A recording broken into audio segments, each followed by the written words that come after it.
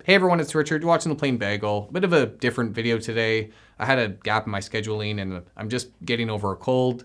So I figured I'd fill the space with a bit of an easier kind of one-off type video. If there's no interest in it, no worries. We'll see you in 2 weeks' time.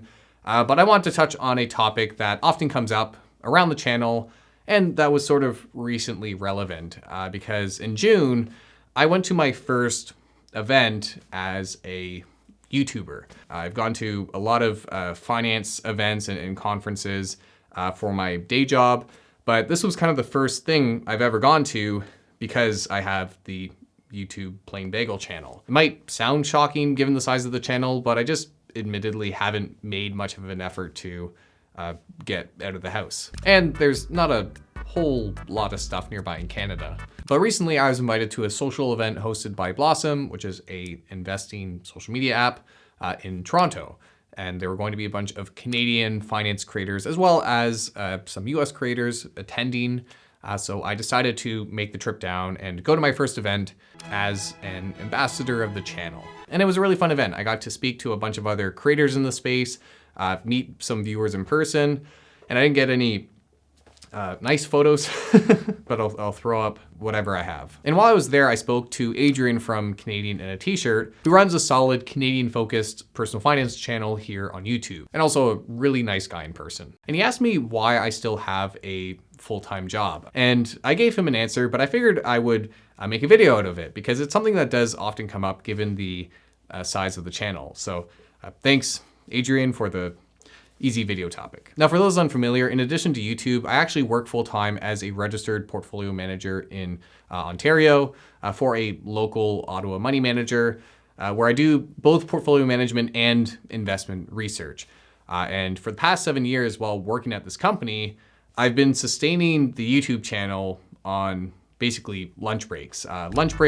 Some late evenings when I need to, and the occasional weekend. And because of how much the channel's grown, I'm at a point where if I wanted to, I could do this full time. It's a really privileged position to be in, and I could even maybe make more money than I currently do if I were to say, pump out more videos or just go full finance personality, milk this for everything it's worth, and sell an ebook or something. But there are a few reasons why I haven't yet done so. And outside of just generally sharing the information, I'd be genuinely interested in people's opinion on this because I have my own perception of things and these points, but I'd be curious, especially if you are a longtime viewer or someone who watches a lot of other finance content, what your thoughts on these points are. So today we're gonna go over the 4 top reasons Richard still has a boss. Now the first point here is going to sound really cheesy, I acknowledge that, but I actually like my day job. I am a big finance nerd. The reason I started doing the channel, in part, was because I wanted to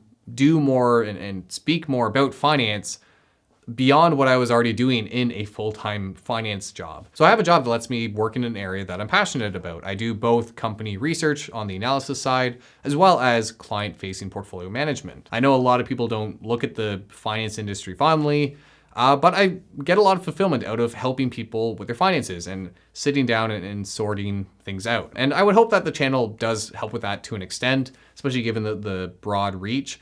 But there's something more tangible about working with someone individually. And it's not really something I'd want to do outside of the professional capacity for reasons I've kind of touched on before. And I recognize that I have a really unique opportunity with YouTube. But I also have a pretty rare type of job in the finance space. Not only is it, again, a sort of hybrid position where I get to do research in addition to working with clients, but the employer has been incredibly respectful and helpful with the channel, very supportive, good work-life balance. I also have the opportunity to even do YouTube alongside this. One of the reasons we don't have a lot of professionals on YouTube posting videos is that a lot of companies just won't let their employees do so because of the liability risk of kind of having this side operation. So given all that, I'm not really keen to give that up so easily. So that's the first point, is I like my day job and I have a pretty rare type of job in the space. The second point is that I don't know that I want to post any more content than I already do. I don't know if I'd want this to be my main job. It's hard to say without trying it and knowing what the experience is like, but posting one video every 2 weeks really feels like about as much as I care to make. And really the only reason I've been able to do YouTube in addition to a full-time job is because I've always kind of weirdly treated it as a hobby. I've always really enjoyed doing video editing. And in university, I had a teaching role, which showed me that I really enjoyed doing that kind of stuff. So I've really enjoyed making content for YouTube. Yes, I spend a lot of my free time making videos, but I enjoy the process, so it doesn't feel like work. If I were to do it full time, however, I think it would be a lot more draining. I don't know if I have it in me to be a full-time creator, even in the space of finance. Now, am I open to doing more YouTube stuff and events? Of course. Would I box Patrick Boyle at the next Creator Clash? Absolutely. But creator burnout is real. And I know this is finance. We're not making the most artsy productions out here, but I'm very fortunate where if I don't have the energy to make a video or discuss a given topic, I don't have to. And I have a really good balance with my full-time job where I have the energy to make these videos on the side. And then Noe touches on the third point, which is that because I don't have to rely on YouTube income, I'm allowed to focus a lot more on the areas that I want to focus on out of interest, rather than needing to make sure that I'm always making money with YouTube. Because YouTube AdSense is incredibly volatile. Some months you make more than you ever expected and you're on top of the world. Other months the amount begins to dwindle and you wonder if you made a mistake and if this is the end of everything you've ever built on the platform. So needless to say, it jumps around a lot. And it's nice that when that happens, I don't have to stress really. Obviously I want to see the channel do well and I like money, but I'm able to set very clear boundaries around what I want to do and what I don't want to do because I don't have to worry about my monthly expenses not being covered if the channel doesn't do well. And to be clear, this isn't to suggest that you can't be a full-time creator and find a good balance with these things. And likewise to suggest that I'm not motivated by money. I still do sponsorships on the channel, but it's really nice not feeling a need to play the algorithm or take on a shady agreement or sponsorship or just sell stuff that I don't care to sell. And as sort of sub point to that, I don't know how long the YouTube finance gravy train is going to keep running. I joined the space at a near flawless point in time, not by any active choice of my own, but just because a few years after I started posting videos, we had Bitcoin come into prominence and other cryptocurrencies, NFTs, the pandemic, the lockdowns, and the surge of interest and content on retail investing, GameStop and the meme stock rally. And all these events brought a lot of interest that didn't exist before into the niche of finance and investing. And I don't know if the space is always going to keep growing. If in a few years from now, it's going to be bigger or smaller from where it is today. So kind of on a risk standpoint, it's nice, again, having a solid kind of career, given the uncertainty about where finance YouTube goes from here. Finally, the last point as to why I have a full-time job in addition to doing YouTube is that I genuinely think it helps the channel. I've been working in finance for nearly a decade. I went to school for it. I did my CFA and CFP designations. I'm still learning something new every day in my job. I get to work with people who have been in the industry for decades themselves, who in most cases are more experienced and better educated than myself. I also have access to tools and resources that I might not otherwise be able to access. And I get to spend a lot of my workday researching topics that can later translate into helping the channel, either directly or indirectly, whether it just be improving my understanding of financial concepts and economic concepts as a whole, or it's something that actually translates into a later script for a video or a point to talk about, such as with, for example, Silicon Valley Bank. When that institution collapsed, I had to look into it for work because it mattered to what we were doing, and it later translated into a video. So I know the term synergy gets overused in business, but there's a pretty good one between what I do for my day job and what I do for YouTube, because they're the same topic.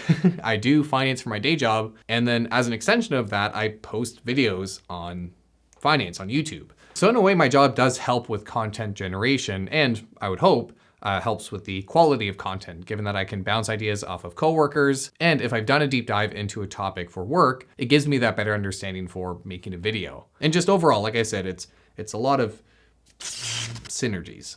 So those are the 4 reasons why I currently do both. That's not to say that will always be the case. My priorities might change in the future. They changed quite a bit when I had my 2 boys. And, you know, there might be a point where I don't have the energy to do both and I focus on one versus the other. But over time, I have been able to manage the two, in part because outside of getting more efficient with my channel, I have really cut back a lot of the work I put into editing videos. You might know that I used to animate a lot in my videos, and that was before I had kids and before I had a PM role at my company.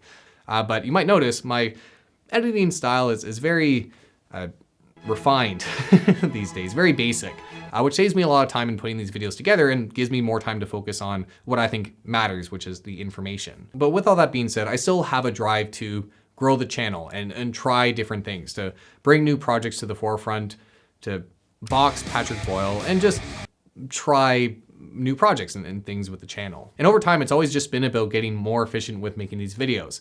And the next big thing is going to be probably hiring an editor, since I do most of my videos by myself. I know you guys love my editing style and the flair I bring, but it's about focusing on what I can add the most value with. So despite everything I've said and despite the intent to continue working a full-time job, this is not to say that I'm done with YouTube or content with just riding the wave as it is. I'm incredibly fortunate to have this type of following, and my goal is to continue to innovate, whatever that means for YouTube, to try new things and bring more hopefully informative content to the forefront. Anyway, that's a video, and as mentioned at the beginning, I'd love to hear your thoughts on any of it, especially if you are a long-term viewer who has maybe seen the change of content over time, what your views are on it. Maybe you're of the mindset that you miss the crappy little Richard animations, or you like the plainer style. Whatever it be, would really be interested to hearing your feedback. And given the nature of the topic, I do want to take the opportunity to say thanks for watching and for supporting the channel. And I hope this doesn't give the impression that I take this for granted, because I don't. This has been an incredible experience to be able to have any sort of following online, let alone the size we've had for the channel. So thank you for sticking around if you've been with the channel for a while, and for even just joining me today. So we'll leave the video there. Like I mentioned, let me know your thoughts. We'll see you in the next one.